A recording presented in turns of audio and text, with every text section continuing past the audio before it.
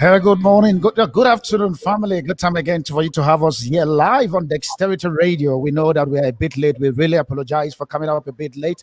That was due to the fact that we're trying as much as possible for us to be able to put some technical things together.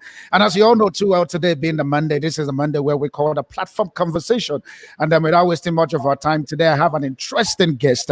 And I was saying to the producer that this is a man that just going on this social media platform, I was struggling with some certain things. All of a sudden, just by bumping into his platform, I got some certain solutions that was so shocking for me. And I'm thinking, okay, now these are stuff. All of a sudden, I was just digging into the things of Google. But before we get into the whole picture, please understand that whichever platform in which you are currently streaming, today we'll be talking about the whole concept of Google. I don't want to put a barricade or probably boundaries, because this man, he's very loaded with information. We'll be talking to the chief marketing officer. You know, when the chief is talking, definitely you need to open your mind to be able to see everything and anything, because if you limit your mind, the possibility that you may not be able to ask proper question. And so for those who are currently streaming on the website, which is www.dexterityradio.co.za, you know the number for you to join us on the conversation, which is 068-589-4367. So definitely you can definitely send your message, SMS or WhatsApp, and we'll be there definitely to attend. But for those who are currently streaming, or either on the Facebook page of Dexterity Radio, or maybe you are streaming currently now on the YouTube page of Dexterity Radio, you can just comment directly from that very particular page as we're talking about everything Google. I promise you, it's everything. How do we navigate the possibilities of what Google has to offer? I think part of the questions in which we'll be providing solution today will be the issue of navigating possibilities with Google, which is what Google tech tools and services can SMEs, SME, which is you and I, can use in growing our business, understanding the African market, dealing with hookups in accelerating your business, the future of African business and its current models, understanding the market. Understanding what the marketing really is. Now, we'll be speaking to the chief executive officer, the one who I call him the chief. Just getting to see some few stuff in which he's been doing thus far. And I know that you'll be seeing this face every time. I promise you'll be seeing every time, because in the next 1 hour from now, because practically it's just going to be a 1 hour conversations. In the next 1 hour from now, we'll be going deep down into, if you have any question you want to ask around your business, around the things in which you are doing, please feel free to definitely connect with us, and so that we'll be able to be able to answer your question directly. But no other person that I'll be bringing live on this very particular platform, in the person of Mr. Mzamo Masito. I hope I pronounced the name properly. Correct. Yeah, Mr. Mzamo, man, I know you are a man that is very, very busy. Getting you sometimes it needs us to pass like 5 CEO, 12 PA, and everything that needs to put together. Before we continue, please can you just introduce yourself to our wonderful listeners who are currently streaming? Good day, everyone. My name is Mzamo Masito. And tell us who are you? What do you do? A bit of a background check of who you are before we get into the whole full talking that we'll be having just now. Oh, I am a father of 3 daughters, 18, 16-year-old, and 3-year-old, Okay. and only girls. And You have to say only girls. that's my blessing in life. Okay. And I grew up I was born in Cape Town in a Okay. township called Guguletu, and I Okay. grew up in a village in the Eastern Cape, Mm. and I finished my high school in township called Kailicha. Okay. So I grew up in those townships, in those slums of Mm. Cape Town, Guguletu, Kailicha, and then got lucky, got a scholarship, went to the US, and then I came back. I got a scholarship. I went to UCT, University of Cape Town, Mm. and then I decided to be a teacher. And so I was a lecturer at UCT for a while. Okay. And then I decided to join corporate. So I started at Unilever all the way until I became vice president of Unilever Foods business. And then I left Unilever, I joined Nike, and I was the chief marketing officer for Nike doing World Cup 2010 and Okay. leading World Cup 2010. And then I moved out of Nike and I joined Vodafone. So I was Okay. in Vodafone in London. I was the global brand lead for Vodafone globally. And then I was the chief marketing officer for Vodacom Africa. Mm. And then I decided to leave that. I went and I ran my own business for 4 years. So I was Okay. consulting, really, a consultancy business for 4 years, Mm. mostly focusing on analytics, market research, insights, data analytics, strategy. Mostly I'm more interested, I'm into behavioral science, so I'm interested in nerdy things Okay. like how things work, why people do the things they do, and how to influence people, how to Okay. nudge people, how to persuade people. That's what I'm mostly interested in. And then Okay. I joined Google. Okay. And I joined Google as the chief marketing officer for Google Africa. And really, Mm. what I do at Google is to bring the Google mission to life in Africa. And the Oh. mission at Google really is to organize the world's information, Mm. make Mm. it universally accessible to every African Mm. Mm. Mm. and useful. And when we say useful, we mean useful in the sense that does it help a small medium business grow? Or does it help you start a business? Does it Mm. help you get customers? Does it Mm. help you get more professional? Does it Mm. help you get online? Does it Mm. help you grow your business? If you're in education, does it help you become a better teacher Yeah. through whether it be G Suite or G Classroom, all of those? Like if you're a learner, does YouTube or YouTube for Kids help you Mm. become a better student, Mm. I mean, we know enough now cases of students who have used YouTube to Mm. understand artificial intelligence or Mm. quantum computing because at Mm. their school they don't teach them, or Mm. to understand maths better. Mm. So the biggest thing is how do we bring the mission of helpfulness to every African every day? Mm. Mm. No, that's a serious. For me, the thing there is, I like the part where you answered to say the reason why you keep navigating from ups and from the up level to another level to another level is because you take interest in behavioral patterns and why people do what they do. And now the question I want to throw for you now would be before we get into the whole everything Google, Mhm. what is the driving force for you that keeps you awake in pushing what you are pushing, where you didn't get, for example, being a vice president for Unilever at a particular time. That should have been a place of success for you, but you still determined to push. Why did you decide to push when you know that vice president is as good as if you just one step forward, you are the president, and you're like, okay, Pam, I'm okay here. What instigates your pushing? I think, I love football or I love Okay. sport. That's why I joined Nike. So the analogy I always make to people is you have two types of players or coaches. You have Okay. Lionel Messi, who Mm. plays for Barcelona only, Okay. and it's successful. and he's got 6 Ballon d'Ors, many Champions Leagues, many leagues, and he's successful. And then you have a Ronaldo who played for 4, 5, or 6 teams, and he's also successful. And he has also 5 Ballon d'Ors. And then you have different coaches. You have Alex Ferguson, who only stayed in Man United.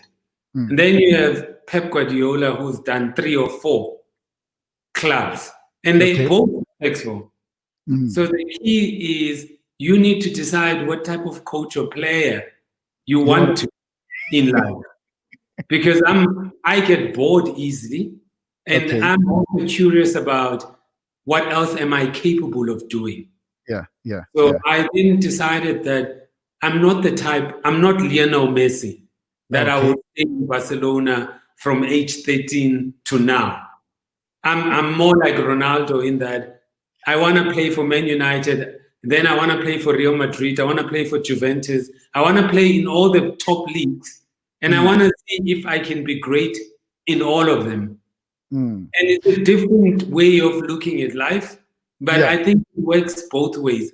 Each person just needs to decide which one they are, and then you just chase that. And in the end goal for me is, how do I make sure that I continue becoming useful and helpful in any place I go to?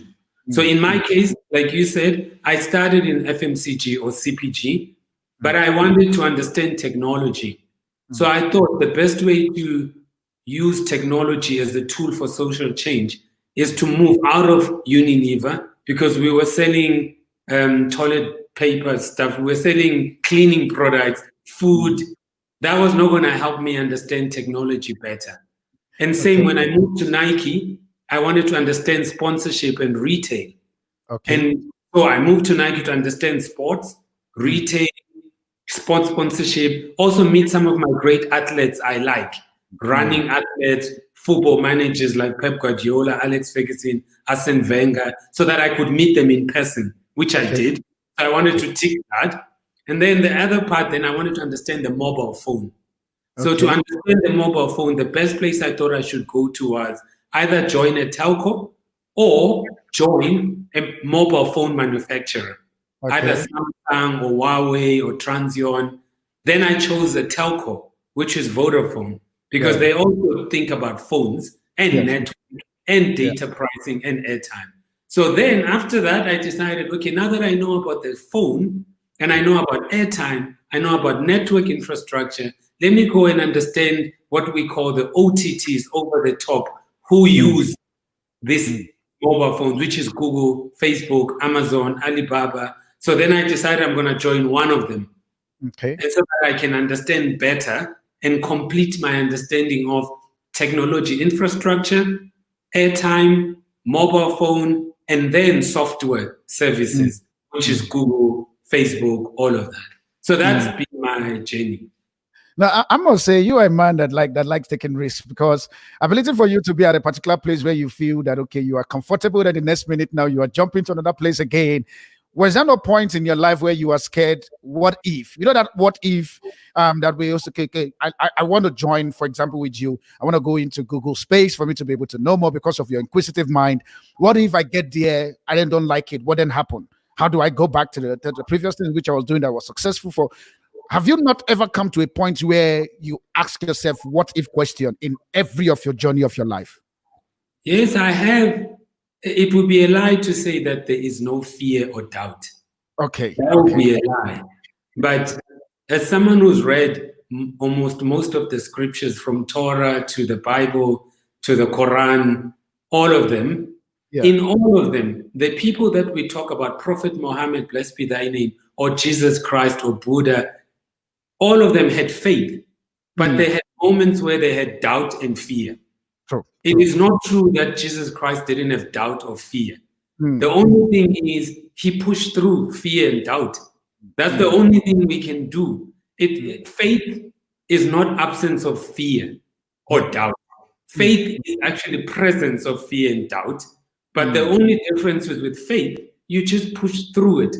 You push through it. And also, I'm not always worried about failure or success. Yeah. I'm more concerned about, did I try?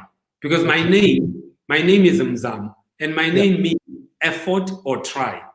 Okay. So the most important thing for me is not, did you win or lose? The most important thing is, did you try? Did you do your best? Okay. And even if you lose, it's still a lesson. Yeah. Anyway, you're still going to come out with a lesson which you can use later. There's nothing, I mean, if you look at the scripture, you look at Abraham, you look at Noah, you look at David, Solomon, they were all flawed individuals with lots of weaknesses, and they made lots of mistakes, but we still think they are great people. Because they managed mistakes. Yes, and we forget though that they made lots of mistakes. Yeah. And so and also for me, the last one is, I grew up in poverty. I was poor. I lived in the best of us grew up in poverty. Yeah, so I mean, what's the worst that could happen? I mean, if I don't succeed at Nike, what's the worst that could happen? If I don't succeed at Google, it's not the end. And also the last thing for me, when I do things, those things are not my oxygen. Those things don't define me. My oxygen is my end purpose, which is bigger than the company I join. Because my end purpose is heaven on earth. And how do I bring about heaven on earth? How do I bring about be useful and helpful on earth? That has nothing to do with whether I fail or lose, because I am going to fail or lose. Just as much as when I look at football or runners, I run lots of marathons. Even great runners, Kipchoge, at some point, he lost a marathon. Messi and Ronaldo lost Champions League. They lost World Cups. But overall, they've won a lot of things. So you are going to have loads of losses and you're going to have great wins. And most people are not going to remember your losses anyway. They're going to remember your wins.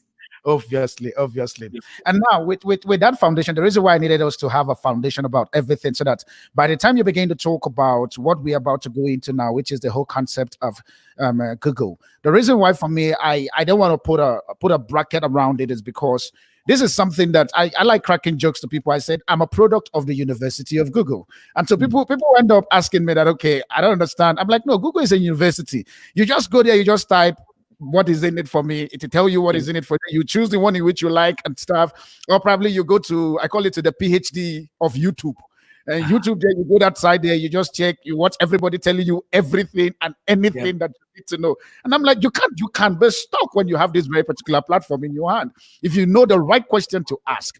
Now, my question here now that I want to ask here, when it comes to the issue of the concept of Google, in your own word, what can you define Google as? Because now that's where you are currently operating. What can you define Google as, so that somebody who felt as if they know Google, because majority of us will be like, nice, just go check Google, you'll find the answer there, or just Google love, you will see. But now we're talking down to the chief, chief marketing officer, of Google, whereby now you are the one who understands what we need to know. What do you want to say before we begin to break down the whole concept of what Google has to offer? What is Google for you as the marketing officer? Oh, for me, Google for me is a platform and a technology service that helps democratize opportunity. So let's start there, because the most important thing is, how do we democratize opportunity? How do we become helpful to someone who wants to start a business from their bedroom, from their garage, or from a small office, but wants to reach not only Nigeria or South Africa, but the rest of the continent? How do we democratize that access to a market? How do we democratize access to high quality education? As you said, YouTube will teach you what you need. Now, how do we do that and help you in such a way that it democratizes access to someone who's got talent and wants to be noticed, but you cannot afford to go to casting or wait for a TV producer to find you to a talent scout, but how do we democratize talent? Whether it be in media, whether it be in advertising, whether it be in filmmaking, whether it be in education, how do we democratize a great quality teacher that can be accessible to everyone instead of just a few people? So the way I see Google for me is, other than the mission of organizing the world's information and make it universally accessible, the key thing is our attempt at Google is to make products and services universally accessible. That's why majority of these platforms are open platforms and they are free to you to use. And so it's to make it universally accessible. The other part then is to make it helpful. Yeah. And helpful will depend on what your need is.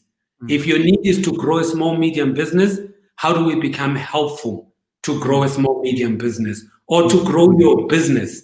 If your need is academia or education, if your need is health, like now during COVID, in the time of COVID, how do we become helpful to people to know the accurate information, the correct information, where to go, who to ask, what to do, as in like the simple things like wear your mask, wash your hands, keep a physical distance. How do we make sure we're part of the solution in providing people useful and helpful information? So overall, then we do this via many products, YouTube, Maps. We do that via search. We can do that other platforms like G Classroom, G Suite, cloud solutions. So there are multiple other solutions. Like, for example, recently, not long ago, even in Nigeria, we launched Bolo, or which now we call Read Along. And the Read Along app is to help improve literacy amongst young kids. And it's an app that helps kids. Another part is, for example, how do we keep you safe and secure online?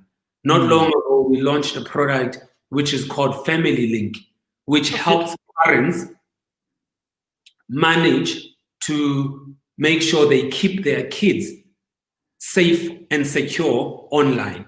And then there's other projects like products like Grasshopper. And Grasshopper is, if you want to learn about coding and you are interested in learning JavaScript or coding, you can download Grasshopper and it's free and it will teach you how to code. So you see, these are all done in a way to to make things universally accessible to everyone, so that you don't have to go, and if you can't afford coding school or programming, now you've got an app called Grasshopper that you can use and that will teach you coding.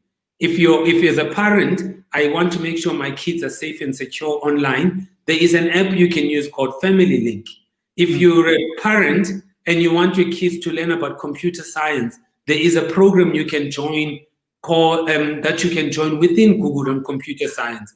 If you want to be a developer, we've even provided something like close to 100,000 scholarships on developer scholarships. You can Google developer scholarships and you can qualify as a developer. So in most markets, even now in South Africa, in the rest of the continent, there will be even deep certifications like called IT certification. You want to qualify and have an IT certification, we can help you with that as well. So there's a plethora of many products and services that we provide that are all about providing, democratizing access and being helpful. Okay, now for the first time, I'm hearing a lot of stuff that I never knew that Google does. Like I was saying to you offline before we came online, I was trying to make sure that where my business is, I try to create a location myself into that very particular thing. And I was struggling with that very particular thing. I've tried to check. All of a sudden, by the time I saw the link on your Facebook page, and for people who are currently streaming, if you want to follow him, you can follow him on his Facebook page. I think his Facebook is full. I must say that because I was saying to him just now that I tried to send him. But at the same time, you can go to Mzamo Masito. You could just click the follow link, and he posts a lot of, I use the word, a lot of shortcut of things that you will need for your businesses. For me, yesterday night, doing that helped me to plant two of my businesses that I needed to be seen on Google Map. And all of a sudden, after doing that very particular the link in which you post, I went there, change, update, because I moved business from where I was before to the new place. And most time, a lot of people said, okay, no, when we went to Google, we search, the thing took us to your previous place and they say you've left. And I'm like, okay, how do I change this very particular thing? And so that link in which you posted, I think if I'm not mistaken, last week, helped me in terms of going back there to re-edit the thing and also to redirect it. A friend of mine was now saying that, okay, I told a friend of mine, please check and see if this thing is working. He went there, says, search for search for Dexterity Radio. He went straight to Google Map, search for Dexterity Radio, click it, and it says, no, the address has changed. I'm like, okay, that was quick. The verification was very fast. And for me, that was like, okay, wow. I thought I was expecting like a 48 hours or a 62 hours verification. But this very particular thing, sometimes you're like, okay, now they will tell me, okay, fine, it's going to take 42 hours before this thing is going to be verified. But immediately it was verified. Now, my question I want to ask you now, for someone who is, because due to the COVID-19 in which we are currently now, a lot of people are struggling in terms of finding a way of accelerating their businesses. And especially for those who the pandemic affected them. And now a lot of people are doing business from home.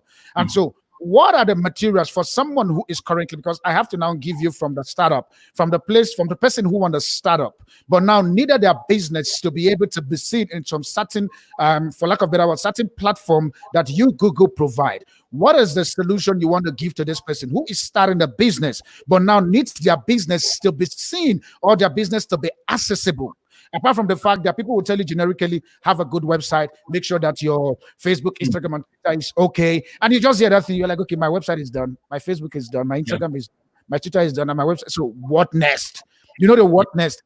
So what will be the thing as a chief marketing officer that me, who is starting a business now, I needed to be able to know when it comes to Google, to say, now, as a startup guy, these are the things in which you need to do, and this is what Google has made available for you as a startup? Super. That's a very good question. Let me start by saying that I'm going to provide like 6 solutions that currently exist within Google that you can access today or within minutes or after the end of this session. But before I say that, I have to first say that this is all done under the assumption that you do have a great product and service. Okay. So we have to start there, because there's no amount of technology that will help you if you don't have a great product or service that meets a relevant consumer need or user need. So I'm assuming that you understand the need, you understand what the problem is, and you understand that your solution that you are providing is needed. And it's of fair value. I'm not even saying good price, because people don't buy your product on price. They buy it on value. So I'm assuming that you are providing value. The only time people complain to you about price is because they don't see value. Price is what people talk about when there is absence of value. So let me start there first, that I'm assuming that you've done your market research or your consumer insights. You know the consumer, you know the need that you are serving or the problem that you are serving, and you've got a solution that is relevant at a great value. So I'm assuming you've done that. Yeah, okay. Now, the second part then is there's 2 types of small, medium businesses. There are those who are already online. There are those who are not online. Okay. So the first thing we encourage is that every business needs to get online.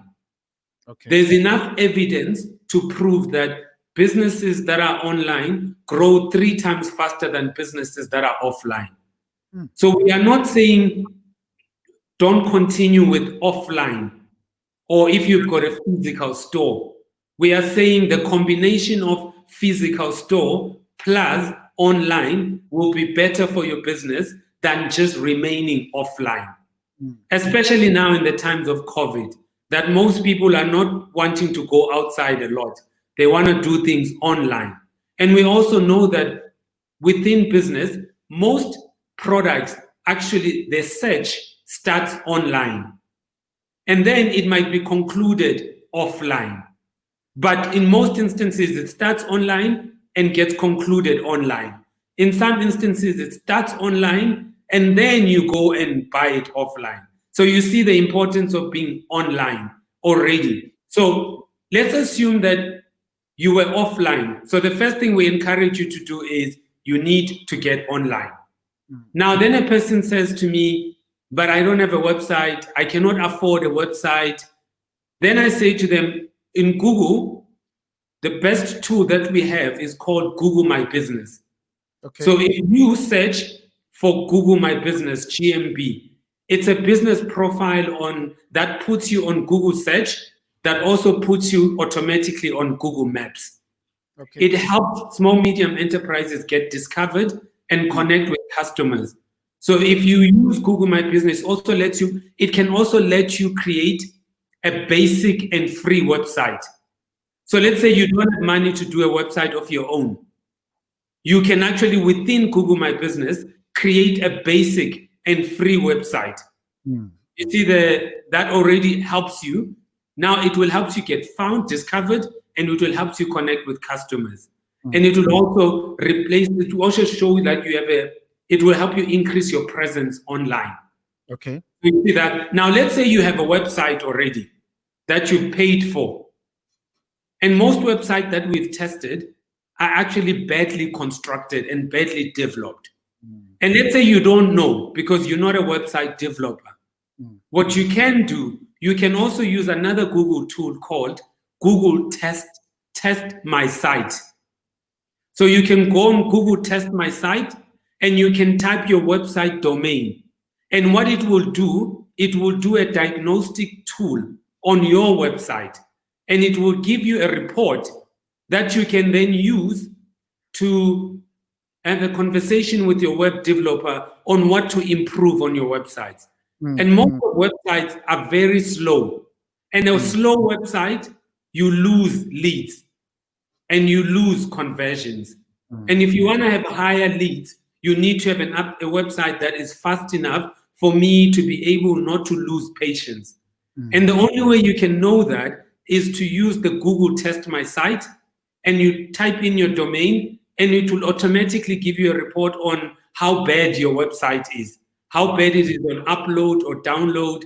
And that's a very useful tool for someone who's already in business or has a website. And then if you already have a website, you also have something we call Google Analytics. You can then use Google Analytics if you have an online presence already, and it will give you insights on your customer. It will give you insights on your current website trends. And you can learn about who's searching, what are they searching for, what are the keywords that they're using in searching about your product, about your service. So those are the first three already that I have kind of given you. And then also, if you want to increase your own productivity and be perceived as a professional business, you can also use our productivity tools like Google Docs, Google Drive, Google Sheets. And you can also go in. Oh, by the way, another thing that people always say to me, I want to have a professional email address with my own domain, business name, customized for me. You can actually do that on Google. You can actually have your own customized professional email address with your own domain, business name, customer name. You can do this using Gmail for business. So you go and look for Gmail for business, or you look for G Suite in Google, and you set yourself up there, and it will allow you to create a customized professional email address. So the last thing, most entrepreneurs need to stay up to date with their digital skills. You need to do continuous improvement on your digital skills. The key thing I could advise is, if you want to stay in the know and continue your digital skills, you have to, unfortunately, you can't be an entrepreneur who's scared of learning. You have to be curious about learning. Fortunately, now there's a lot of Google digital skills certification you can do online. I will give you two things that you can do online. The very first one is Google digital skills certification. The second one is you can go on Primer app, which is an app that teaches you about digital skills. And also, as I've said about Grasshopper, that will also teach you and your kids to learn coding. Those are some of the things that people can do now, immediately within an hour, in helping grow your business. I think one of the things in which you said that was very interesting for me that I really love so much is the part of the Google My Business, the GMB. That stays in my head because I never knew that something like that is available, that you can then be able to go there, create a basic website. Because most of the things, I think one of the things which I've discovered based on the fact that this pandemic currently now that is currently happening, IT guys for strange reason they just become expensive. You almost feel as if they made the COVID-19 to happen. And you're thinking, guys, like were you expecting COVID to happen so that you can skyrocket your price? And I also get a lot of email where people are telling me that, okay, Darlington, this very particular thing is expensive for me to do. Who do you know that can help me do it cheap? This very particular information of Google and what's called Google My Business, this is GMB. No, for me, I really love that very particular one. And for the fact also, the one again you said that it can help me when it comes to issue of reporting my website. As you're saying it, I feel like going now to just go and check my website, what is wrong with my website, so that I know what to do. Because the thing there is, as an average entrepreneur, you want to be able to get to the top of the things in which you want to do. That's why for me, the question I asked you was based on accelerating the business for a startup. Yes. Because now you were looking at, okay, how do I get accelerate my business? Is that tools that are readily available out there that I can be able to use to accelerate my business, whichever business in which you are doing? It can be a what you call first line skill, second line skill, or probably the prime skill, but there are stuff that's available. Now, the thing that I want to ask when it comes to the issue of my next question I want to put on the table is we see a lot of people now, they struggle in terms of how to position, and in which you said something that was very, very paramount, but I needed you to actually focus on it now a bit more, where you talked about the whole issue of having a great product to sell.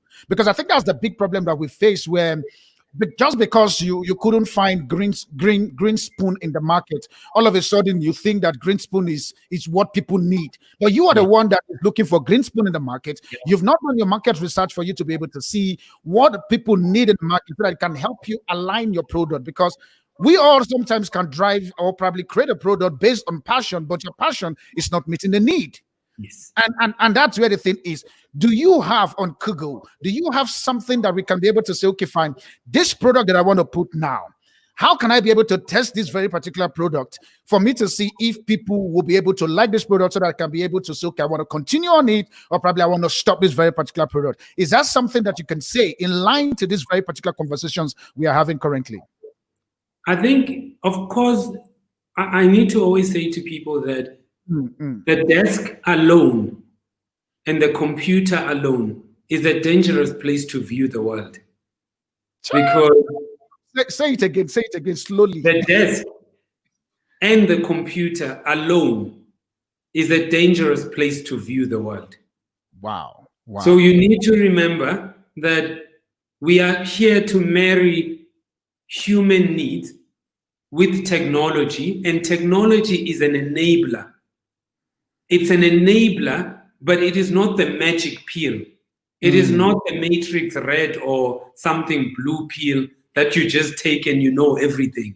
So it's still important that the entrepreneur immerses themselves in the lives of people, is curious about people, is watching what people are doing. He or she, the entrepreneur, must still be curious about what is going on in the marketplace. What are people doing? And then the joy with technology, even with Google My Business, if you're not sure whether there's a need for your product or not, nothing stops you from starting that product. Use Google My Business, see whether there's an uptake. If there's no uptake, you know that your product maybe is poor. And we are not only just saying use only Google My Business. You can combine it with Instagram, Facebook, TikTok. You can combine it with multiple other social mediums, because we are here to help you grow your business. So we're not here in competition with others. We're here saying to you, here are multiple technology platforms that you can use in growing your business. And others will work better in some areas, and others will work better in some other areas. And the only key thing, like you're saying, is how do you know that you have a product that has a consumer need? Yeah. The only way you know is you put it out there. You let people try it. or you sample it, or you give it to people, and you see if there is an uptake or not. And most of the time, your family members are not your best market research. Your mother and your father are nice to you. The parents sometimes, in their need to be kind to you, will tell you things that are not always truthful. So they're not always the best people to say, but my parents like it. Yeah, but your parents are not the market, or my sister likes it, or my partner, girlfriend or boyfriend likes it. Those people are not your market. So they will always be nice to you. What you need is a group of people who want a solution and are not going to be nice to you. They're going to tell you the truth. And what you need is the truth.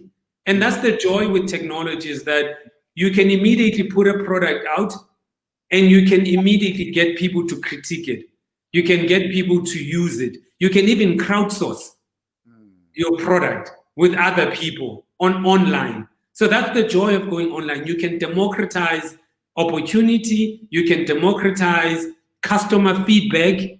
You can democratize insights that you get. Instead of getting it from your friends and family only, they may be your first place to start, but I can promise you that I'm not sure they are the best place to end.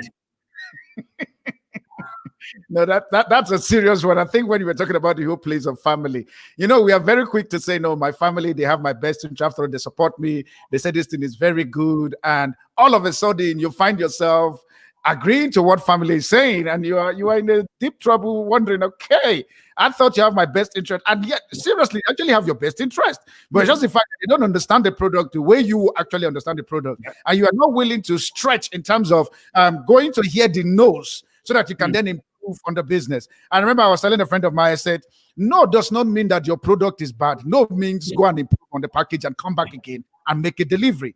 But we are very quick. We become too emotional when it comes to our product. And this is where my next question now wants to go. How then do we begin to build, for example, with the Google of Things? I use the word Google of Things, which is with everything your organization offer. How then do we begin to find a way of building brand reputation? What are the mechanisms in which we can then take with what you guys have to offer to say, these are the things in which you can use to build your brand reputation? I understand the fact that you've actually said in terms of making sure your brand is sellable, but we still find a way by your brand is sellable, but the reputation around the brand, for you as a marketer, you understand this very particular, how to make sure that this brand, the reputation is still standing strong. Nothing is actually now deviating the brand from its core purpose and other factors which you use. So my question now to you will be, what are the things or the mechanism in which a young entrepreneur, or probably a startup or a medium, I don't want to go to say the large one, because those large ones, they have things to do. They already know. We need to now begin to create another new set of entrepreneurs that need to enter into the space. How do we begin to create a system of building a brand reputation that can sustain us even when we are coming from the day one? Let me say that there's two equations that even when I lecture for students or small medium entrepreneurs, I say to them, two equations you need to remember. The first one is you are in a relationship. Marketing is about a relationship. And if you think about it the same way you run your relationships, whether it be your close friends, whether it be the person you are in a relationship with, or whether it be marriage, it's actually a relationship. And at the heart of a relationship is trust. And if there is no trust, you cannot build a strong brand reputation. And trust equals competency. That means you've got competency, which is great service, great product, all of that, times consistency. That means you are doing it consistently, then over time. So if you want to build trust, you first have to be competent at what you are doing, whether it be product or service. Then you have to do it consistently. And then you have to do it consistently over time. And it's the same with being in a relationship. If I promise my partner things, I have to do it competently and consistently, and I do it over time. I cannot be inconsistent, because what does that do? It introduces doubt. Okay. A product that you doubt, eventually you will not trust. Okay. So you need to manage doubt. Even in a relationship, just practical relationship, everyday relationship 101. Relationship 101 is about doubt management. If my girlfriend doubts me, sooner or later she won't trust me. It's the Yes, sir. same with building a brand. You cannot build a brand that is full of doubt. It's riddled with doubt. You need to have competency consistently over time. So that's the first thing. Treat your brand reputation the same way you treat a relationship. And don't take people for granted. Just because now I've been with you like for 5 years, we've been in a relationship, and now I stop buying flowers. And now I stop saying the sweet things I used to say. Because now I'm thinking now we've been in this thing for 10 years. Even a marriage requires you to refresh memory structures. Now this is the second part, is that you cannot build a brand reputation that you're not willing to spend on. You have to be willing to have advertising and promotion money. You have to be willing to use Google Ads. You have to be willing to go on Google Ads and invest in building your brand awareness, in building your brand top of mind awareness. And you need to remember this, that most people are not waking up thinking about your brand. They've got important things to think about. For example, I always use something funny with men, and I say to them, men over age 40 loses their testosterone. And maybe they've got erectile dysfunction issues they need to think about. And women go to menopause. They've got menopause that they have to think about. They are not thinking about your brand 24/7. They've got kids. They've got their body weight. They've got other things to think about. So your job is to refresh our memory structures daily. It is your job as an entrepreneur, not my job. It is your job to make sure that I remember you. It is your job to remind me why I should continue remembering you. It's the same thing I do when I'm in a relationship. I call my partner frequently. I send them love letters. I send them this. I remember their birthday. I surprise and delight them. What am I trying to do? I'm refreshing my partner's memory structure to not forget me. Because if she forgets me, what's going to happen? There are other sharks out there also to take market share. And they will take market share if you are not investing in the product. There's the sea of sharks there who are also seeing your product. In this case, let's say they see my girlfriend or my wife, they're like, this is an amazing woman. I need her in my life. And I take her for granted. Sooner or later, I might lose her. The same thing you do with business. Because you have to keep working on it. You don't marry someone for 20 years and then stop. You keep working on it. You keep refreshing memory structures. Then the last thing is that we need to remember is that a great reputation is built on winning and strong values. True. There is no way. Once you've established trust, you still need to consistently win. That's why we like Barcelona, or me, I'm an Arsenal fan, so I'm always in pain. So that's why. Yes, I'm Chelsea. I don't even know what to say. Like, it's okay. So, but you see, like when Chelsea was winning under Mourinho, you loved it because you loved winning, and Chelsea had a great reputation. But now it's just Arsenal, Chelsea, Man United. They are in a disaster because they've stopped consistently winning. Yeah, true. Whereas if you look at Barcelona, Real Madrid, they consistently win. And you can't build a reputation without winning. You have to be winning. And then make sure you do it with strong values. Do not sell your soul for profit.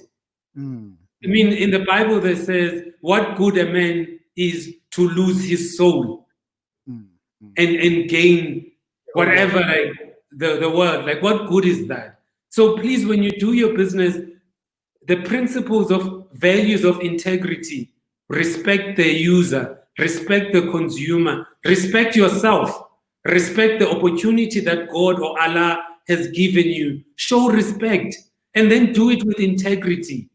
Don't cheat. Don't do shortcuts. Don't rob people. Because when you do that, it's going to catch up with you. Nothing hides forever.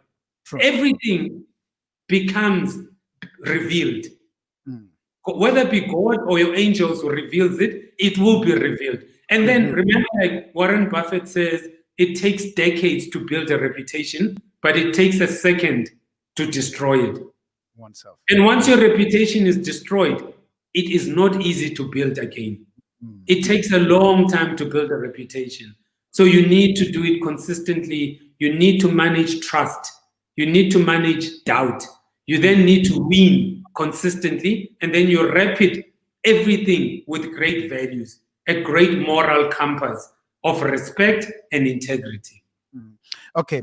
I think I like your mind and how you put things into perspective. You almost crack me out. I think maybe you need to do a stand-up business comedy so that not just ordinary comedy, but a stand-up for business, because how you manage to carry thoughts, carry relationship, to be able to merge it, to build a brand reputation, for me, it's just very phenomenal. And I really appreciate it. I am writing here as if I'm in a lecture room trying to make sure that after I am through, I go and implement it in my own business. Now, this is the thing that someone sent a question from the person who is streaming currently now. He's asking a question that one of the biggest struggle we face in Africa is the issue of finance. How do you want to address the concept of finance for a startup who has lost most of their valuable assets and now they don't even know where to begin? But yet the product is good, but finance to finance it, it's not there. This is the pain of an average black man. Can your guest please address this thought? Do you have something to say about it? That's definitely a valid and a real statement. It's not just for black men, it's also for black women, by the way. I just needed to add that. Because the black man is in bracket. A human being. Yeah. So it's a real thing. I mean, even at Google, for example, we've just recently announced a grant and loan for small, medium businesses. So someone can Google it and check that as well. I know in South Africa, for example, government has also announced grants and loans for small, medium businesses. I know that this is a difficult part in terms of access to finance. There's no easy way out on this one. It's one of those that the best thing, for example, with me, when I started my business, the lesson I learned, for example, was that one of the things that I did was I saved for 12 months before I exited the place of work. And then I used that 12-month savings to do that business, to start that business. And it was still hard. And I even had to make some loans from friends, family, and I had to go find some people who are willing to give favorable loans or at a favorable interest rate. So I don't have an easy answer for this one, other than to say that if the product is good, slowly built, last. Eventually, the product will make up for lack of finance. Eventually. But then it will require that the entrepreneur have more patience. It will also require the entrepreneur, sometimes what I found, like he used the word black man. Let me use that as well, that I sometimes find that sometimes us as black Africans or black men, we are wasteful with the money. As soon as money comes in, we want to buy the flashy car, the flashy house, or the flashy watch, or the flashy, we want to be flashy, we want to be top blessers. In South Africa, they call it blessers. We want to bless everyone at the club. We want to be seen. Whereas this is the time when business is doing well, you must be paranoid. When business is doing well, this is the time you must be stingy. You must save more, invest more, be paranoid. When business is not doing well, this is the time you must be optimistic. You must be a lot more optimistic, be a lot more faithful, be in it, be patient. Then the last thing for me is the diversification. The other lesson I'm learning from other small, medium enterprises, don't put your egg in one basket, especially in this continent. Diversify your businesses, have multiple streams of income. It doesn't help to have only one. source of income in a market like ours in the continent, in most countries in the continent. So multiple sources of revenue, multiple sources of income might be the best thing to do. Same thing, when someone has a job, I always tell them, do you have other side hustles other than the job you have?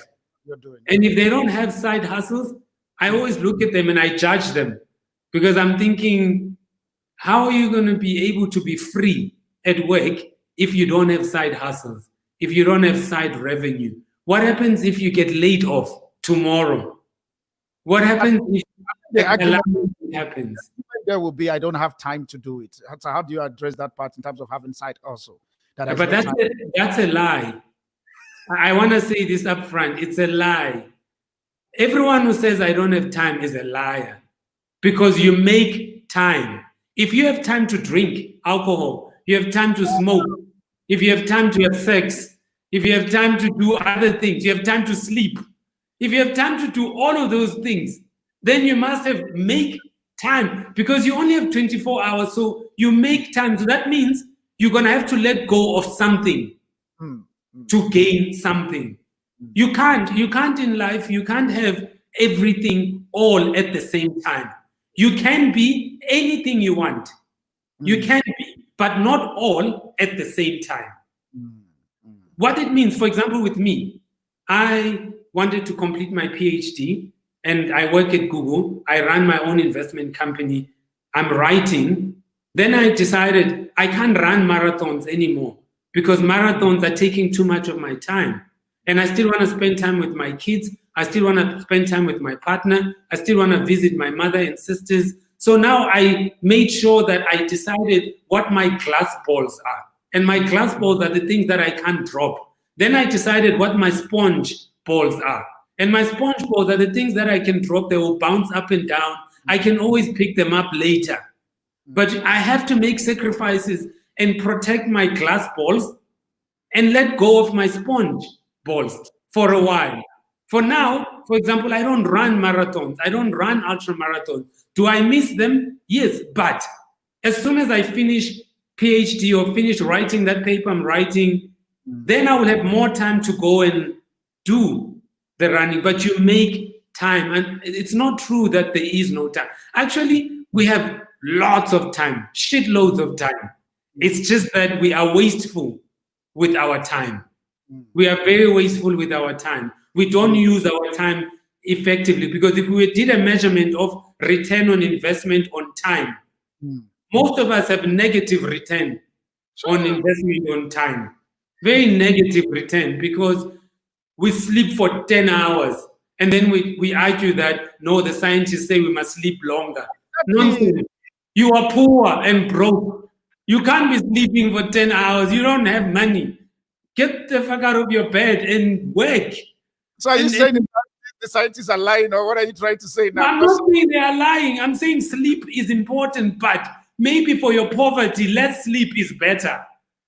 Maybe for your poverty or for your hustle for now. I'm not saying the scientists are wrong. Sleep is important for mental health, for well-being, but 10 hours? Can't you do with 6? Can't you exercise? Can't you eat properly? But I need to reserve my beauty sleep. You know, I've had a lot of what's it called? Yeah, but you are broke. How can you want beauty sleep when you're broke? You choose a struggle. You can't want beauty and economic, financial freedom, independence. Something has to give. You can't have both at the same time. Choose a struggle and run with that struggle. But you want beauty and financial freedom, independence, security. Unfortunately, I haven't seen it. I haven't seen people getting everything at the same time. You have to make sacrifices. That's why it is not, I don't believe this thing that I don't have time. I believe that people make time. Same. When a partner, if I'm in a relationship, you make time for your relationship. You don't say, I don't have time. You can't tell your partner, no, I don't have time. Then they must break up with you, because you have to make time for the things that matter to you. matters to you. I think I must say you've really touched a lot of points, especially with the one where I want to talk about the whole issue of dealing with hookups in businesses. And I think one of the things I choose for you to be able to come into this very particular point, I'm going to use some of your point in which you said if you want to deal with hookups in businesses, ability for you also, like you say, to create an extra source of income. And part of the way of creating extra source of income is the fact that you need to be able to appropriate things that have value. And I like something which you put point, ability to know which one is your glass balls and also which one is your soft sponge balls that you can be able to play with and all those things. Now, my next question I want to talk about, I can see that you are a man of, for lack of a better word, you are Afrocentric. You take pride in your continent. Yes. In your own viewpoint, currently now with what is happening around the space, and this is me also still looking at it from the product of branding and from the product of marketing. We have a lot of people currently now who are saying that the reason why Africa is poor is because we have leaders who are failing. Some people will tell you that the reason why Africa is poor is because that we are lazy. The reason why there's just a lot of excuses and stuff. From your own point of view, having been currently now the chief marketing officer for Google, what are the things in which you've seen in the place of this is me now trying to do a bit shifting within the next 10 15 minutes that we can bring this to a close in African businesses at the moment? What are the things in which you are seeing that needs to shift for us to be able to have a proper, for lack of better, a proper branding and a proper marketing strategy for the continent? I used to say to people, especially when they want to bring the whole issue of race, I'm not a race guy. I just tell people, I'm like, if you want to say that the white take advantage of the black, for me, I end up telling them point blank that the white just know how to put a business branding package and they give it to the black, and where the black just take that very particular thing without us actually sitting down to look at this very particular product that they are offering to us. And so for me, that's how I see things. So we as Africans, how do we now begin to change the marketing strategy? When I mean marketing strategy, with our continent. Now, this will not be ability for you to talk from the position of the low level. So I don't like putting class, but for the sake of this interview, the position of low level, the medium level, and the big level in terms of preserving our continent when it comes to the issue of entrepreneurship and also leadership. What do you have to say on that regard? I think there is a broader discussion that us as Africans, as someone who's traveled the continent a lot, lot. Like I've traveled a lot of countries in the continent. That's why you have the answer to this one now. Yes, there is a broader discussion as Africans that we need to have of mental colonization and mental decolonization. We need to decolonize our minds, to stop believing the propaganda that we've been fed, that we are not good enough, we are not smart enough, we're not intelligent enough. And it's the same thing, the propaganda that we have, for example, the xenophobia that we have. Someone says South Africans don't like Nigerians. The truth is, the majority of South Africans at school, they know nothing about African history. They know nothing about Nigeria's role in helping Black South Africans gain their liberation. They know nothing about what Ghana did, what Congo did. They don't know that. So they have zero understanding how their brothers and sisters in the continent help them become liberated. So when you see a Nigerian in South Africa or a Congolese or Ethiopian or Somalian, you don't know that you are dealing with a brother and a sister who sacrificed for you to be where you are now. So you don't have that knowledge. So that's ignorance. So the decolonization of our mind as Africans, we require that to learn what is our history? Where do we come from? For example, majority of Black South Africans do not know that some of the Bantu tribes come from Congo or Central Africa all the way down to South Africa. So that means when you kill a Congolese, you are actually killing your ancestor. Because we are brothers and sisters. But if you don't know that, it starts there. Before we even talk about how do we build, we need an Africa that starts to unlearn the things that the British, the Dutch, the Germans, and the Portuguese, the French have told us about us. We need to stop believing this, drink this Kool-Aid that we're being shoved on, which is incorrect about us. So that's the first part for me. It's a mental and spiritual decolonization of Africans. It's something that is serious for me, that it starts at primary school. It starts at high school. We need to change the curriculum of education at schools so that a child who is in South Africa has a much deeper appreciation for a child who is in Nigeria, who's in Congo, who's in Ghana, who's in Egypt, who's in Mozambique, a much deeper appreciation for Tanzania and its role. The second part for me is more and more, I notice that sometimes us as Africans, we are not as united like other nations or other races. We are still divided. It's like we have a house nigger and a farm nigger, and we're still not united. Instead of me helping you, I want to have 2 times more than you. Yeah, true. I don't want to help you because then you're going to be better than me. And that also talks to how mentally and spiritually bankrupt we are as a people, that we don't help each other. We are not united. I would rather take my money to someone else. For example, when I'm traveling the continent, when I'm in Nigeria, for example, one of my favorite brands is Ethnic. Ethnic by Tunde. Tunde, I love, and I love his brand.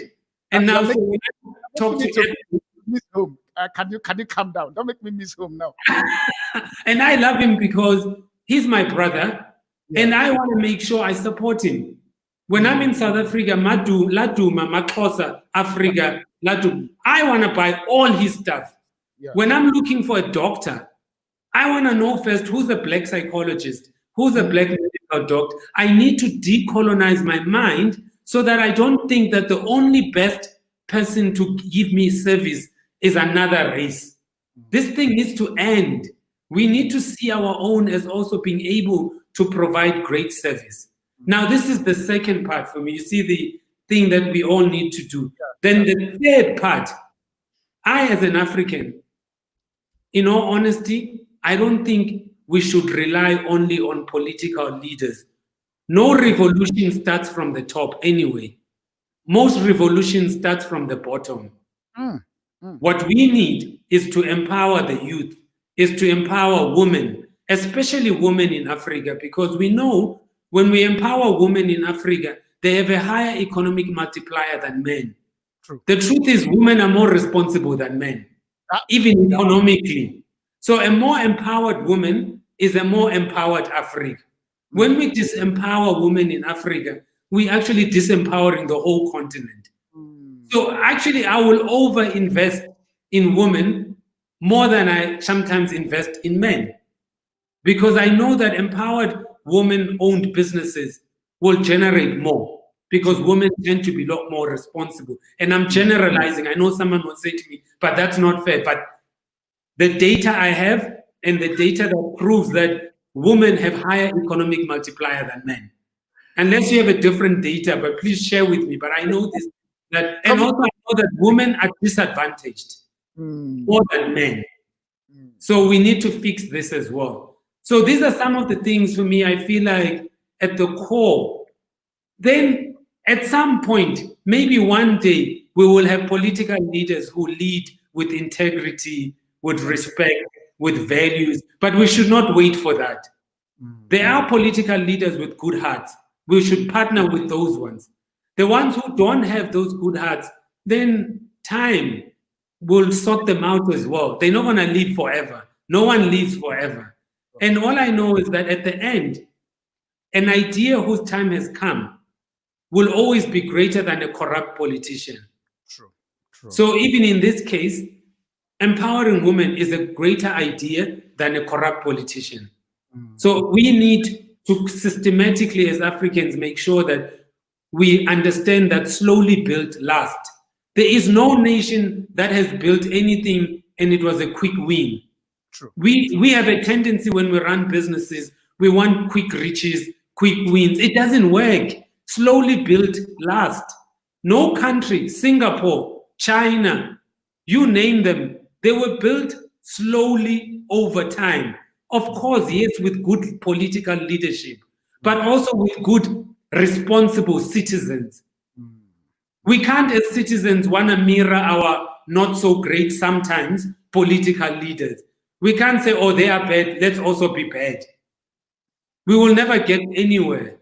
You see, when it comes to the issue of this African consciousness and ability for us to wake up to our reality of what this continent, I'm very strong at that very particular space. And so, as you are saying this, there's a lot of things that is playing in my head in one go. And so, but I think maybe we will need to reschedule another one whereby we just need to just talk about African of things on what we need to do.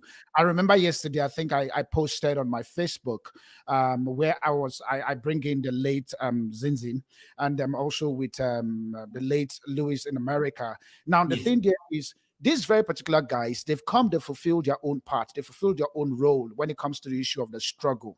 My question that I ask our generation, you and I, our generation, is if these men during the place where things are difficult, things are not going well, but they were able to erect new thinking, erect new possibility, how come our generations were not doing that at the moment? For instance, if you look at the likes of Zinzi, the period where she came out to come and speak on behalf of what is happening within the country. Now, for ANC to come out at that very particular point to come and say anything, I'm just using a political party now because I don't like mentioning political. I'm talking about the human being who decided to take that very particular risk and to say, I'm going to stand on that very particular podium, regardless of the fact that the bullets may actually meet me here. How did we as Africans get to the point where we refuse to put, and this is me now, and I'll say it point blank, for Africa to be able to get to the place that you and I are desiring to see, blood will have to be on the table. But now we are sitting down now, telling ourselves that no, blood, and when I mean blood, I'm talking about blood of people have to die, whether we like it or not. Secondly, also blood of thinking. Blood of thinking also needs to be at the table. Strategy thinking. How do we as Africans begin to change our mindset to say, for us to rewrite the new Africa we want to see? Because we always have this new Africa. But when you ask, what is even this new Africa? We cannot even give in one word what a new Africa looks like, because it's like we are taking the conversations from our fathers that we also don't even sit with them to understand what this conversation is, and we are remodernizing it to say it's a new Africa. But when we talk about a new Africa, we really cannot say this is a new Africa. My question to you now is, how do we now begin to find a way of having a narratives or probably a billboard that we can then sit and write the new Africa? I think though, if we go back and we read the AU, the beginnings of the AU, or we go and read, there's a paper that Pixley Seme once wrote, it's called The Regeneration of Africa. When you read all those papers, the Africa we're talking about is no different from the China vision. It's no different from Singapore vision. It's not something unique. As in, it's no different. The only thing we've been saying is we want an Africa that is wrapped in with a human face. Like Steve Biko says, the greatest gift that Africa will give to the world is a winning Africa, economically, economic freedom, economic power, political power, but wrapped it with a human face, with a humane face, with stronger values, more caring, more respectful, more empathy. That's the key thing. But also, for me, I always say to people that there's 1.3 or 1 point something billion Africans. The truth is, it starts with me at an individual level. What as Mzamo am I doing that will earn me the right to speak? Yes, sir. What am I doing at an individual level? Not look up, look at your parents, look at the community, look at your chief, look at the president, look at what you as an individual are you, because Africa will change when I change. True. Because when I change as Mzamo and I take a portion of my money and I bring many up with me, instead of wanting to be the only black in the table, and I'm actually hurt when I'm the only black in the table. I should be actually hurt and I should be in pain and I should go and find more other black people and bring as many up with me. That's the individual contribution that I can make.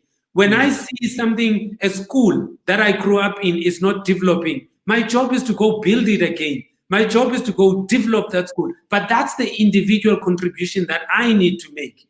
And the question we should be asking ourselves, me and you and everyone else, is at an individual level, if you genuinely care about the continent, how are you being useful and helpful at an individual level? Don't forget the state. Forget your chief, forget everyone else, even your parents. You, at an individual level, how are you being useful and helpful to the continent? Because if you are not being useful and helpful at an individual level, everything starts at an individual level. Then it becomes a family. Then it becomes a community. Then it becomes a village. Then it becomes a province. And it becomes a country. And it becomes a continent. So it doesn't just become a continent without an individual. All these people that we're talking about, the late Zinzi Mandela, at an individual level, sacrificed. Winnie Mandela, at an individual level. Lumumba, at an individual level, sacrificed.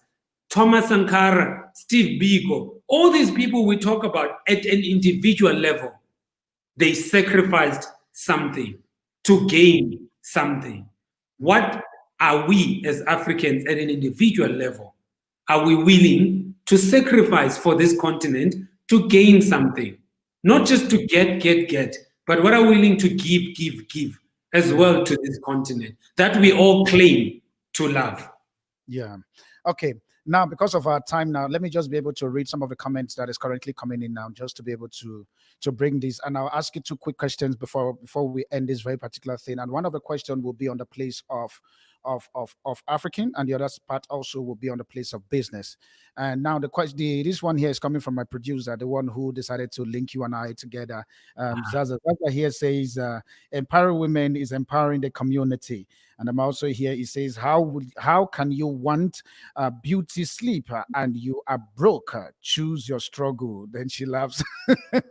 Then also here we have this one coming from the way from Kenya. Here says, the biggest struggle with us as Africans is we like creating an excuse for the things in which we need to do ourselves. Thank you so much for your talk. We really appreciate this. It's a good mind shift. And also this one from Nigeria, Bolaji here says, until we begin to rewrite a personal story of changing our community, we will constantly put the blames on our leader. And there's one apparently where anonymous, that's where to put yourself here, says, how can we have this kind of conversation on a strong platform? And how do we find your guest? If he has any social media link so that we can then see and follow his thoughts. Don't worry, guys. I'll make sure that he tells us where we can find him and then so that you can follow. I had to search for him. You have no clue. So he will tell us now where he is hiding so that we can be able to find him. And then also this one also coming. This one is coming from South Africa here. Cindy Swa says, thank you for your thoughts. But until men like you speak on behalf of women, women will only be pursuing shadows. We need men who would talk that indeed we carry solution. Thank you so much, Cindy Swa. We try our best to do so. I think that's the only thing we can do, but we need more voice to be able to stand and also make us to see that. I mean, make the women to see that you guys are doing really, really great job. For instance, the producer of this show, I have to just call her name Zaza. I remember when I called her and I'm like, women say yes, we have to do 1, 2, and 3 and go. She's like, let's go. And I'm like, okay. No problem. You know when you are expecting somebody to give you an excuse, like no, we'll think about it and stuff. I think it's just, I think like you said, it's just a man stuff. You know, want to tell okay, see. But she was just like on a point. What do you want, sir? I said ABC. It's like, okay, fine. How do you want it? I'm like, this time, like, no problem. Let's go. Pat. All of a sudden you popped out. I'm like, okay. Wow, that was quick. But now my question that I want to ask you, in your own word, in one or two sentences on the part of Africa, what do you think we should do right? That's one. Then secondly, on the place of business, especially with the things of marketing that you are currently, what is the go-to that an average man, when I mean average, I'm talking about average, we need to have as a platform for us to stand? Let's talk about the African first, in your own side. And my mind is that we as Africans, we need to understand that the variables, the physics, the laws of physics apply to us as well. If there's gravity, we're also going to fall. Unless maybe there's other people who magic who just fly and don't land on Earth. But gravity applies to us as well. What that then means is things like competency, meritocracy, be on time, deliver on time, great product. Those things we also have to do as Africans. We're not going to sell things because we're Africans. Our skin color and our continent is not enough to sell products and services and go global. So we have to still love excellence, and we must despise and have zero tolerance for mediocrity. and incompetence in this continent. And that's the first thing for me. It will be just that can we please remember that gravity, whether you are white or Chinese or Japanese, if you are in a high building and decide to fall, you will land the way gravity is. You will land. And even when you're a black person or an African, there's not enough magic unless you do it at night when we don't see. That when you do go up, you will come down. And that's what laws of physics tells us. Can we all as Africans also know that there are certain laws that govern everyone, and we're not special to those laws? And those laws tend to center around meritocracy, excellence, zero tolerance for incompetence, poor quality, and deliver on time in full. If you said you're going to do something, do it, and do it on time in full. If you said you're going to deliver it on Friday, deliver it on Friday, or at least respect me enough to over communicate that, you know what, I promised you Friday, I'm very sorry, 1, 2, 3 reasons, I'll give it to you on Monday. That's it. There's nothing, those are basic principles. There's nothing, and this concept that people say, no, it's Africa time, Africans are late. And I tell them that's nonsense. King Shaka used to kill you when you were late when we were going to war, because his rule was, you are late anyway, we would have died without you. So what's the point? So punctuality is not an Africa thing, like say, no, let's make excuses. We are Africans, we've got African time. Such things, we need to get them out of our psyche, because there are certain things that govern growth, and they are not unique to anyone else. And then the second part, when we look for growth as Africans, it's about time we remember who we are. For example, the West now tells us about environmental sustainability, zero waste. Africans have been practicing zero waste for time immemorial. We eat the whole cow from tail to head. That's zero waste. We eat everything. We don't waste food. So environment, we've always been kind to Mother Nature.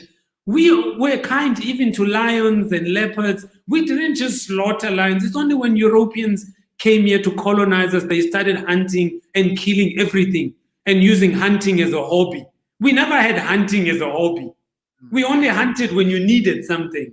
So we know these things already as Africans. The only thing we need to do now is take that growth principles that apply to everyone and then influence or inject in them our Africanness. And that's what's going to make us stand out, be different. That's what's going to make other people look at us. If you look at Nigerian music, and I look at Fela Kuti and I look at Afrobeat, Afrobeat is global only because we took what was African, we infused other things and we borrowed, but we made it African. Then we went out to the world and we were not apologetic to the world. And now all the R&B, hip hop, everyone stars want our music. And they want to appropriate our music. So that tells us already, if I look at Nollywood and I look at the way Nollywood has started, it is, at first, even in South Africa, they watch Nollywood. They love Nollywood because it's African authentic stories. We are not being apologetic. And I go to Kenya, I go to Tanzania, and I watch. It's authentic Kenyan stories, authentic Tanzanian stories. Even our own stories can travel. We just need to remember that you still need right production. You need lighting. You can't have a person passing through the camera while you shoot. That's nonsense. We still need quality production. And those are growth principles that have nothing to do with being African. They just quality product. And then we infuse it with our Africanness. And if we do that, I have a feeling that as Africans, we will go far. And let's stop having inferiority complex about being Africans. There's a lot the West can learn from us. There's a lot the East can learn from us. As much as we can learn a lot from the West and the East, but there's also a lot they can learn from us. They've learned a lot from us earlier on, even though they don't want to admit it. They took a lot from us earlier on, even if they don't want to admit it. But still, we still have a lot to learn, to give to the world. So those are the things I could say for an African, truly. Then for a business person, for me, you have to be online. Whatever happens, if you're in business, online is the new way of doing business. And the second thing you need to do, you have to upskill your digital skills. And fortunately, now you can go on YouTube, you can go on Google digital skills, you can use an app called Primer that will teach you about digital skills. If you want to learn about coding, you can do Grasshopper. There's a lot that you can do online for free. You don't have an excuse. The time you used to spend to watch porno or pornography, you can now use to do digital skills. The time you use to watch a soapy that doesn't build you, you can now use some of that time to do digital skills so that you keep relevant online, you keep improving online. And then you can use tools like we talked about, Google My Business. It's available. It's a basic tool that gives you access to online, that locks you to Google Maps and search, that makes sure your business is verified and listed. Because the businesses have to be verified and listed so that we know it's a legitimate business online. And then after that, of course, I've said upfront, the assumption is you have a great product or a good enough product that meets a consumer need. That I'm assuming you have. If you don't have that, then go find that first and then come online. All right, my big brother, I really want to say thank you so much because of our time, and I really appreciate you for agreeing to go extra a minute. My producer is already hitting my head and saying to me that you need to close, you need to close, you need to close. No, but I really want to say thank you so much, and definitely we would like to have a conversation again around with you. But the last question in which somebody was asking, how can they find you? Which platform in which you belong, so that at least whoever wants to reach with you to talk about the whole business stuff and how to take advantage of the Google and also all the services which you guys have. Definitely the podcast will be available and on my platforms, and so the podcast will be available. But the video also currently will be available on YouTube. They can quickly go back again and. But someone who wants to do something with you, how can they find you, sir? So, but if they're looking, I've got a team, very strong team like Asha Patel, Claude Blatter, who are amazing on small, medium businesses or businesses. So they can email me on Mzamo Masito at google.com. Okay. And I will forward their emails to the relevant people on giving them advice on how to grow your business, how to use Google Ads, how to use G Suite, so I can push them to the right people within Google who will help them with their businesses. They can also go online and look at some videos like Maxhosa videos and see how they've grown their businesses, how they've used Google products and services to grow their businesses by over 50%. There's a lot of case studies now we have of showing businesses in Africa using Google products and services to grow their businesses. They can also find me on Facebook. They can find me on LinkedIn. I'm not big on Twitter that much. I'm lazy. I don't always go there much, but definitely on LinkedIn or on Twitter, on Facebook, they can also find me, and they can find me on Instagram as well. As you can see, like, we are not anti other platforms. We're not anti Facebook.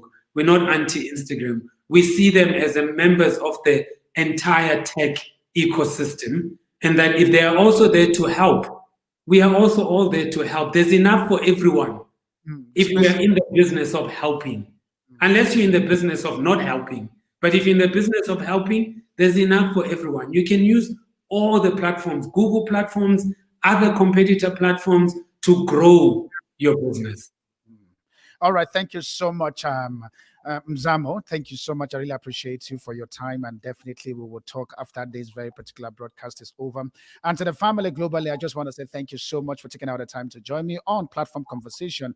At this moment, I'm having the Chief Marketing Officer, Google Africa, who happened to be Mzamo Masito, talking about all things Google.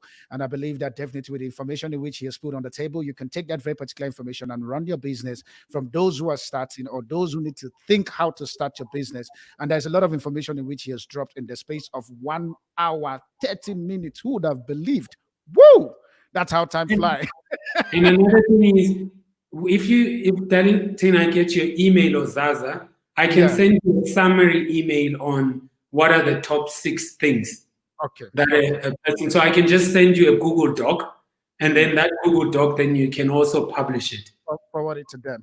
All right. I'll be sending you my email on the platform in which we're using I hope currently. it's a Gmail.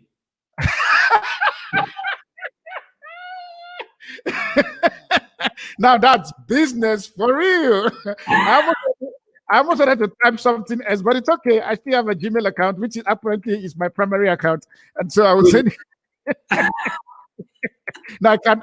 I think I'm still thinking about that thing. I hope it's a Gmail stays in my head. But nonetheless, please don't log off. Definitely, I'll send you my email. Click. Don't log off as I try to close this very particular broadcast Super. now, so we can then talk behind the scene and see how we can then put business and work together. All right, family. That's how we've come to the end at this very particular point. My guest, definitely, who is still currently behind the scene, we'll be talking later on and see how we can be able to put system and structure for you to be able to accelerate your business using what Google has made available for you to be able to run your stuff. And that's what we do at Platform Conversation, which is powered by Dexterity Radio. And I want to say thank you so much to my producer, Zaza.